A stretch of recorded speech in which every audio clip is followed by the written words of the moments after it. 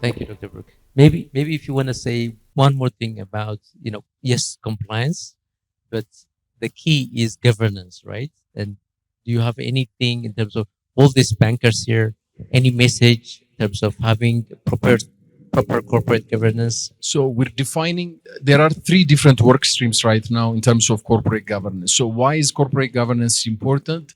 For the companies that are going to be listed, for the company that's going to be operating in this ecosystem, you would be required to issue so many different corporate actions. You need to provide information to the public. And if you make a mistake, I mean, these are serious offenses that could land you in jail. So your corporate governance structure needs to be to the maximum possible and very efficient. So there are three work streams. One, ABE, the accounting board, is doing its own works to make sure that the companies, most companies in general, they need to have a certain structure of corporate governance, their board composition, how many independent board members, compliance officers, do they need to be in the books of the company, or they need to be an outside institution accountable to a certain regulatory authority. The way we're structuring it is your compliance officer, you may be paying their salary, but they're accountable to us. They will report to us if they see anything in that business does not meet the requirement. They have to report. They don't have to go to the CEO and say, hey, I want to talk to CMA about the compliance issue. So there is a certain work stream with ABE. There is one work stream with us in relation to listed companies, public companies, and market operators. There is one work stream with also with the National Bank. In fact, there is actually four. There's one with EIH as well. So we're trying to consolidate all of that and then issue a guidance book that would allow market participants to have a corporate governance structure that would be applicable to government state-owned enterprises, listed companies, public companies, banks that are regulated by the National Bank, and whatever ABE wants to impose in terms of practice. So, but corporate governance is critical. You cannot have a kind of laissez-faire type of corporate governance structure. Our requirement for board membership will be tight because we need to have a very successful institution and institutions for this market to function. Thank you, Dr. Brook. So the message is clear. If you're not on top of your corporate governance, you should have started a year ago. It's a journey. It's going to be tough. So make sure you're on top of your corporate governance. So finally, I'm going to wrap up with Craig, and then I'm going to open up for Q&A. So they will be still here. So we have a little bit of time for you. So prepare your questions. I'll take a few. But Craig, so because you heard what the regulators are saying, you heard what the practitioner is saying, and then the excitement is clear. We love this country. And what you said earlier was really about bringing social change, social impact, using investment banking from the haves to the needs and making it happen. So my last question to you, Craig, is what are some of the unique challenges and opportunities that you see for investment banks when they launch and start operating, especially in a new market like Ethiopia? Over to you, Craig. Look, great question. I think that economic liberalization and investment banking go hand in hand. You need to have free markets, and you need to have markets in which companies operate in competitive markets. Companies can grow and develop, and companies require capital and have to make the case to the public markets why they deserve that capital. And so what we've seen in other markets is that the financial sector was kickstarted by a process of opening the capital of state-owned enterprises and giving the public as well as institutions the opportunity to invest in those companies. Those companies as well were often monopolies in their respective sectors, and those sectors themselves over time have had to be opened to competition. So that's why You can't separate development of the financial sector from good policy making and a more favorable business environment. Policy, business, and finance all have to be aligned. It's not just one or the other. You know, I'm reminded there's a book by Noddy. You know who Noddy is, right? In which he and his friend Big Ears build a house, and they start by building the roof because they think, well, we don't want to be rained on, so we'll start by building the roof. And of course, that doesn't work. You don't start a house by building the roof. And then by the same token, you can't build a financial sector without making sure that you have the policy framework and the business environment that allows it to work. I very much agree with what Dr. Brook was saying about the importance of compliance. You are playing with people's money. You have to make sure that the system is robust, so that investors, both domestic and internationally, feel comfortable in entrusting their money to invest in whatever is on offer, whether on the equity side or on the debt side, in the country. You have to get those first principles right before you can move forward. And so I very strongly endorse exactly what Dr. Brook was saying about the importance of making sure that you have the governance, the compliance officers, and just the whole infrastructure in place. That is not a detail to be addressed later. It's something that should be addressed up front. Thank you so much. The message is clear. Well taken. Thank you. So, how much time do we have? So let me take about 5 questions. It's already noon, so I'll take 5 questions.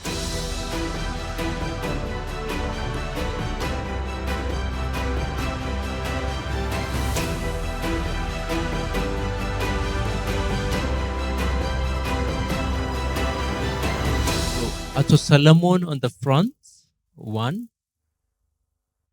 2. Right at the back, a gentleman, right at the back, 3. Not many questions, so we must. Oh, the young lady over there, 4.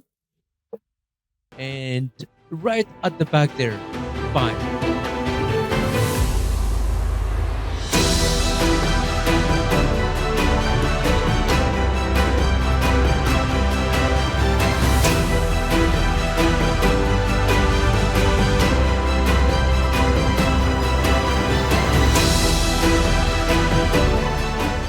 Sandy asked a very simple question. So, what are your 2 pieces of advice for all these young entrepreneurs? I would give a couple pieces of advice. I think, first of all, you're very lucky in this day and age that there is so much information available about investment banking and about what's going on in the world. And you want to make sure that you're well educated about the different financial products, about different financial markets, well outside of Ethiopia, well outside of Africa, all over the world. There's so much to learn, and it's at your fingertips. You know, coming to a conference like this, having the opportunity to exchange ideas is really helpful. And I would encourage you to continue to do that. Because in this day and age, I think flexibility and just having a broad perspective are invaluable. I think, secondly, if you want to sort of broaden, get involved in the industry, I do think some international experience is helpful. It doesn't mean that Ethiopia will follow exactly what has been done in North America or Western Europe, or should follow. But I do think that spending some time in New York or London would be very useful in just understanding how things work there, to take some lessons of what to do and what not to do. But, you know, investment banking is in part an experience of trial and error. And I think putting yourself to the test in New York or London would be immensely valuable. Thank you. Thank you, Greg. I'll come to Dr. Brook. You have a couple of questions, I believe. One from Helen and the other from Isaias. Helen asked about insurance settlement in terms of protecting investors, and the other was about market failure. Over to you, Dr. Brook. Thanks so much. In terms of Helen's question, we have actually drafted a regulation in our legal structure. Obviously, we have to send the regulation into cabinet for review that will protect market-related failures, but not protecting investment per se, but as a result of market operators' mistake. For example, you have a dealer that you have a broker dealer that you're working with. You've deposited X millions of birr, and they're supposed to do the normal operation on the fixed income side, and they failed to do that, and they went bankrupt. What we're trying to do is that type of deposit we want to protect through a mechanism in place. So a regulation has been drafted, but obviously we have so many things ahead of us, but we have that system.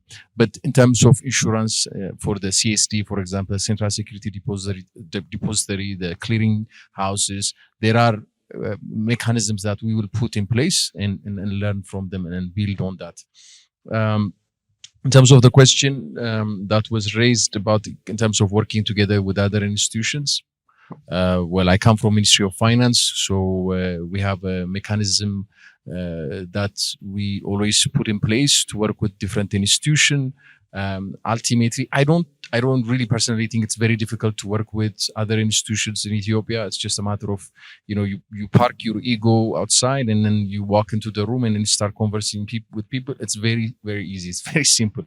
So, and naturally, I don't think that there needs to be another committee or another, kind of structure that's needed. If I want anything, I can call Fikadu or Mamo or anybody else in terms of, and then this capital market success is his success, because I'll tell you that right now we're getting so many calls on people because of the kind of outreach that we're doing. People are saying, የግምጃ ቤት ሰነድ ከየት ነው የምንገዛው? የት ነው መግዛት የምንችለው የግምጃ ቤት ሰነድ እያሉ እየጠየቁን ነው ያሉት። It's a wonderful thing for us. Right now, if I had the money, I would put my money on a 91-day treasury bill at the National Bank. The yield on it is 10%, 15%. You can do that 3 times a year, and I'm not giving anybody an investment advice. So I'm just saying, if I had the money, I don't know about your money, but I'm just saying. So on a 91-day treasury bill, right now, the National Bank and obviously the Ministry of Finance is paying 10%, 11%. You can do that at least 3 times. You can roll it over, compound it. Versus you put your money in a bank and you get what? 7%, 5%, and then you get taxed. So this is real. I mean, what we're doing is real. We're going to create an opportunity for a lot of people, an investment vehicle. So any institution, National Bank, not only to support me, but for their own, existing interest to make sure this market is operational, they will help us. Ministry of Justice and other offices.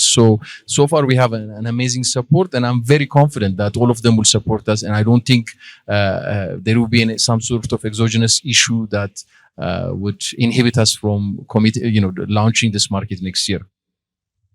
Thank you, Dr. Brook. Ato Fikadu, on the independence side of things, what's your thought? Traditionally, National Bank is perceived to be heavy-handed on banks, etc. And all these people are delighted that you're here to answer to this question. So, Solomon rightly flagged, what's the thinking about, in the ideal world, in this modern economy, the independence of the central bank. It's considered a very important. And what's your response? Thank you very much. I am asking one of the most difficult questions, which is not impossible to answer anyhow. Independence of central bank can be seen from different perspectives, like governance independence, financial independence, maybe policy choice independence, and so on and so forth.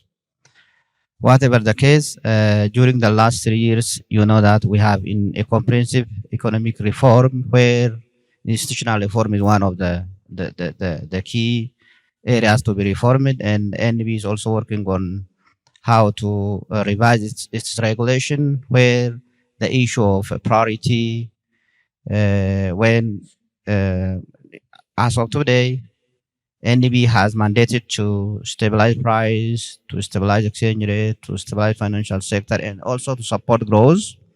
So there is no boundary, there is no hierarchy priority between supporting growth and stabilizing inflation. But now we are working on how NDB is prioritizing its key mandate, that is stabilizing price and exchange rate as well as financial sector. So the question is right, and the dependency is also relative. It is relative. It is not absolute. It depends on the situation on the ground, the way how the system is working, the way how the government is working. But the issue is very important, and we are working on how we are going to at least prioritize our key mandate, priority number one mandate as a priority objective instead of mixing things together that are not going together. So the question is okay, and we are working on it, and it is part of our reform agenda. So, in simple terms, the monetary tools are sharpening their edges. So, thank you, Ato Fikadu. And the final one to Isaac. I think you have a couple of questions, Isaac. So, one from Ato Solomon and one from Ato Ibrahim. Ato Solomon raised some of the kind of practices in Kenya and how they survived. Ato Ibrahim raised the issues of the availability of active market system. Over to you. Thanks. Yeah, so if I speak about the Kenyan landscape briefly, a lot of the capital market regulation in Kenya came into play about 15, 20 years ago. And that was a period where, similar to Ethiopia today, there was a change in policy, a lot more liberalization that came in. And the drive by the government at that time was really to drive privatizations. A lot of these would go through listing, but at the same time encourage a lot of other parties to then come to the market. Around that time, what happened with the capital markets regulation is that they then introduced different tiers of licensing. So you then had investment advisors, you had your stock brokers or investment brokers, and then you had your investment banks. And each of them had a different capital requirement to then play in the same environment. So like I myself, I'm or rather PwC is a licensed investment advisor. But on the flip side of that, I also have another regulator, which is the Institute of Certified Investment and Financial Analysts. And they require me to practice under a license in Kenya. There's no advisory work essentially that I can do in the market if I'm not licensed. It's a new regulation. It's still emerging, but there's a lot of awareness. And the CMA in Kenya, similar to what's happening in Ethiopia, worked a lot with CISI to also start to skill up professionals in the market. And for you to be able to work in a lot of these institutions, you then needed to have the right qualifications for that to happen. Now, what happened in Kenya? I guess around 2006, 2007 to probably about 2011, you then had a lot of issues come into the market with government going privatization. So you had the Kenya Electricity Generating Company. You had Safaricom that came into the market, very big players.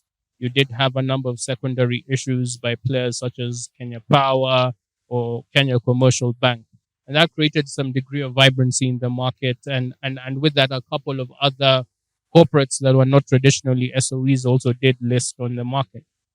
Plenty of activity. And then you did start to see some of those who were licensed as brokers now go up to a higher tier of licensing that was now an investment banking license. What's happened subsequently is the activity in the market has tapered out from an issue perspective. You've not had as many listings coming. And consequently, what has happened is some parties that were then issued with licenses to be investment banks have then downgraded back to being brokers, while others have said, let's maintain it. And I think the key question there was, why keep $2 million in capital when I don't really need it, when I'm not seeing as much activity in the market? But they're still earning revenue from the brokerage activities that they do in the market. I think the other thing that you will see in Kenya, for the large commercial banks, not many of them actually have investment banking licenses. You will find a couple, but the traditional brokers who then went to investment banking that traditionally dominates the IB market. For advisors, you will find the commercial banks do have advisory licenses or may start up a new institution that actually does the broking, but not many are actually playing in the investment banking space. And maybe just to dovetail to the other questioners asked about developing professionals, I think the onus is on everyone, to be honest. The regulator is setting the scene. They're requiring what type of qualifications need to come into play. I think everyone who's operating in an advisor has almost a duty of care to the nation to say, let's develop the professional landscape. Um, as with other professions, it's best to always develop the talent locally, but as Craig says, it's good for them to also get experience outside the local market, so they can bring those experiences and then tailor them to that. So if the regulator then continues to push for certain qualifications to happen in the market, then naturally you'll start to see that. And I'll ask a lot of potential investment banks in the room to encourage the young professionals to then take up those qualifications. And I'm sure eventually Ethiopia will develop its own local qualification for professionals operating in the market. Thank you. Thank you, Isaac. Thank you so much. I have about 3 or 4 questions from our 200 plus online audience. So I'm not going to come back for a next round, but I'll quickly go through this and we'll try to wrap up. It's already 12:25 now, so we just have 5 minutes left. So in the best interest of time, I'll just rush these questions and we'll try to wrap up. The first one is for Craig. While the Glass-Steagall Act is an important regulatory safeguard, is it always the right regulatory framework for all countries? I'll come back to that. So let me just read it through, think about it. The second one is for Ato Fikadu. The financial market and financial stability is vital for transmission and effectiveness of monetary policy. Is NBE reformed and ready for the next financial market development? Those are very simple. Then Dr. Brook, the Kenyan Capital Market Authority has contemplated on introducing direct listing for SMEs so they can cut capital raising costs such as intermediation, brokerage fees, underwriting costs. Is this something the Ethiopian Capital Market Authority would consider?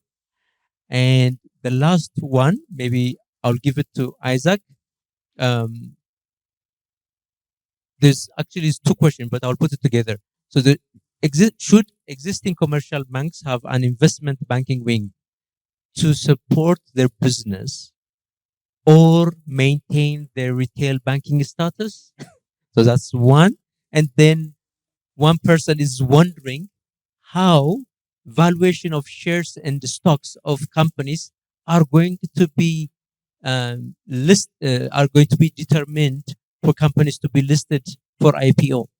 That's so is how valuation of shares and stocks of companies are going to be determined to be listed as IPO, to go IPO route, to go the IPO route. And how long would a typical valuation take? So you're the practitioner. So short and crispy. Craig, over to you. Okay, I got the first question about the Glass-Steagall Act, which was a Depression-era piece of legislation that mandated the separation of commercial banking from investment banking. It's a good regulatory template for the rest of the world, or actually it was 1999 anyway. The answer, in my opinion, is no. You can't have universal banks. The universal banking model is well established in Europe and somewhat well established in the US. I do think there is an advantage to having banks with financing capability to support investment banking. For example, a lot of times you advise a company to buy another company, but they also need a bridge loan with the capital markets takeout in addition to the advice. However, I also think that Dr. Brook made a very important point at the very beginning of his presentation, the importance of ring fencing deposit gathering from other investment banking trading operations. And so you don't want to have your central bank guaranteeing investment banking trading operations. So I do believe that there is a middle ground between Glass-Steagall and sort of a completely holistic universal banking model. Thank you, Craig. Isaac? Okay. Yeah, interesting question there about commercial banks maintaining investment banking units and the purpose of that. I think what we've seen in the East African market is you'll have some of the large commercial banks have an investment banking unit primarily doing advisory. At times they do leverage clients from the commercial banks.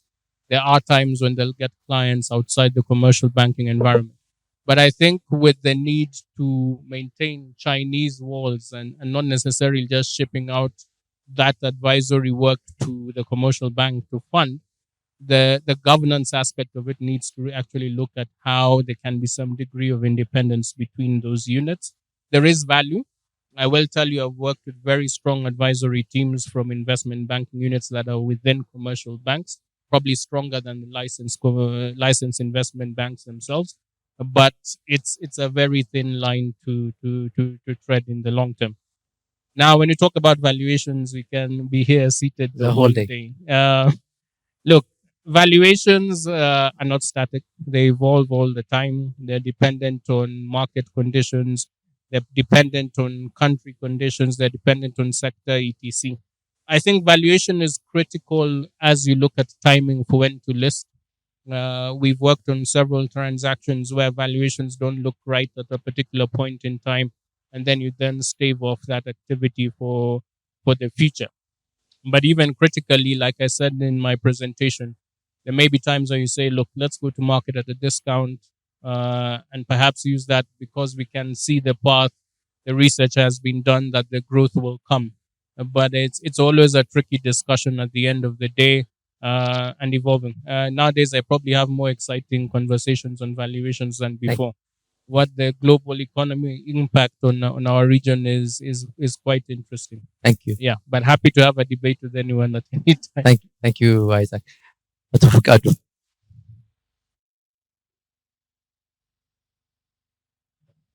Okay, thank you. If I understand the question properly, it is about how we are ready to establish financial development as well as develop financial markets. In terms of financial development, financial sector, financial institution development, we are working on how to modernize our supervision skills. We are trying to make our supervision techniques up to date. We are trying to, as you know, we are trying to open the system for the international business community. We are also working on how to reduce some financial repression which have been there due to the situation in the country during the last 3 or 4 years. So if we are working on modernizing our supervision techniques, we are inviting foreign investors to the banking system, the financial sector. We are strengthening our local banking and other financial institutions by updating the initial capital. That is very important for strong financial institutions. We are trying to minimize some financial repression gradually to make the system is working.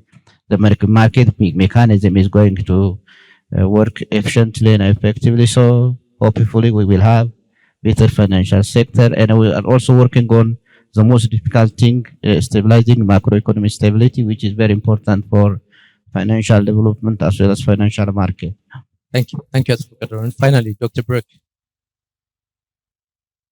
So just to remind, it's about the SMEs and what we've done, what we plan to do, and the example of Kenya that was given. So in short, we are very much cognizant that the number of companies in Ethiopia that would potentially be listed or currently in existence are small and medium-sized enterprises. So our center of gravity when we do this market development is SMEs. because you can list the I don't know, the valuation of an X company could be 5 billion birr in one of the highest companies, and that's it. I mean, in terms of international benchmarked equity market side valuation, that's nothing really. So we have to work mainly with our small and medium sized enterprises and to help them and develop that. We're approaching it from both sides. One, on the equity side, this is listing requirements similar to the Jobs Act in the US, where the definition of high growth firms and growing firm or whatever for listing requirement, there are several exceptions. For example, their financial requirement, financial balance sheet, audited financial statements that needs to be updated for how many years? For others 5, 6, 7, but for small and medium size, it would be a much shorter time. In terms of specific on the date side, the exchange team, both Mike and Tlahun are here. They're spending most of their time working on financial instrument that will be introduced on the exchange. I know this is very close to their heart as well. Factoring. Factoring is the most important solution probably right now the market can introduce to alleviate the financing gap for small and medium-sized enterprises. What do we mean by that? I'm selling a product to you, you're paying me in 90 days, where, if you're a farmer, you're trying to put your product in fresh corner or whatever, they're going to give you a check that you can cash out after 90 days. I don't have money. I can't go to the bank and say, hey, I have this check. Can I borrow against it? We don't have that type of exercise. But just on PO, purchase order, invoice, or payment orders, we can create a date market for that, and the banks can offload that exposure into a tradable instrument, a tradable financial instrument, both on the primary and secondary market. Then the whittle down effect of it, the trickle down effect of it is, for me, the farmer who's selling his potato or tomato to fresh corner and getting that payment immediately. So those are the solutions that we can introduce quickly, and that the exchange team is working on this, and something that we'll be able to introduce. And crowdfunding and other exotic instruments that could really be useful. These are something that we will be working on. But the ultimate point is our center of gravity is SMEs. Those are the ones that we need to make sure that we help, which will end up becoming the companies that could really be a pride of Africa, a pride of the region and the continent, and help them succeed. Absolutely. So the black line is really roaring now. So get ready. My good friend and mentor always used to tell me what Craig briefly mentioned. And if we really want to develop this country, he said, if you want to be a socialist, you need to be a great capitalist first. So if we want to do good socialist work and impact society, I think we need to first be great capitalists. So enormous appreciation and gratitude to all these super busy people. Craig flew all the way from London just for this. Isaac flew from Kenya just for this. I don't know how out of Fikadu, Dr. Brook found the time to be here. These are the busiest people in the city right now. So a round of applause for my guests. Thank you very much, and have a great day.